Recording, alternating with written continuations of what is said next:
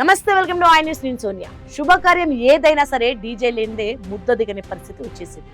పెళ్లి భరాత్ ఊపులో కొందరు మైమర్చి స్టెప్లు వేస్తుంటే ఆ సౌండ్ వైబ్రేషన్లకు పక్కనే ఉన్న కోళ్లు మాత్రం కొరొక్కరో అంటూ ప్రాణాలు వదిలేశాయి.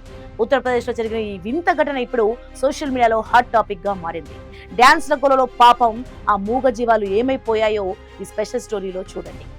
అలుపురాని డాన్సులు, చెవులు చిల్లులు పడే సౌండ్లు, ఇది ప్రస్తుత పెళ్లిలలో కామన్ సీన్. పెళ్లి కొడుకు గుర్రం మీద వస్తున్నాడో లేదో తెలియదు కానీ ఆ డీజే బాక్స్ల వైబ్రేషన్లకు ఊరంతా అదిరిపోవాల్సిందే. మన సరదా పక్కనోడికి సంకటం అంటారు కదా. ఉత్తరప్రదేశ్ లోని సుల్తాన్పూర్ లో సరిగ్గా ఇదే జరిగింది. బాబన్ విశ్వకర్మ అమ్మాయి పెళ్లి ఊరేగింపు అదిరిపోయింది. డీజే ఆపరేటర్ కవి యాదవ్ ఫుల్ వాల్యూమ్ పెట్టి బేస్ దంచి కొట్టాడు. ఇంకేముంది, జనం ఊగిపోయారు. కానీ పక్కనే ఉన్న సబీర్ పౌల్ట్రీ ఫామ్ లోని కోళ్లు మాత్రం భయంతో వణికిపోయాయి.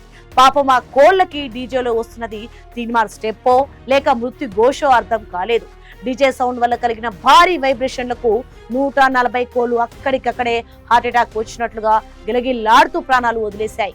అయ్యా, డీజే సౌండ్ తగ్గించండి, మా కోళ్లు చచ్చిపోతున్నాయని సబీర్ మొత్తుకున్నా కూడా ఆ ఊపులో ఉన్న పెళ్లి బృందానికి వినిపిస్తే కదా.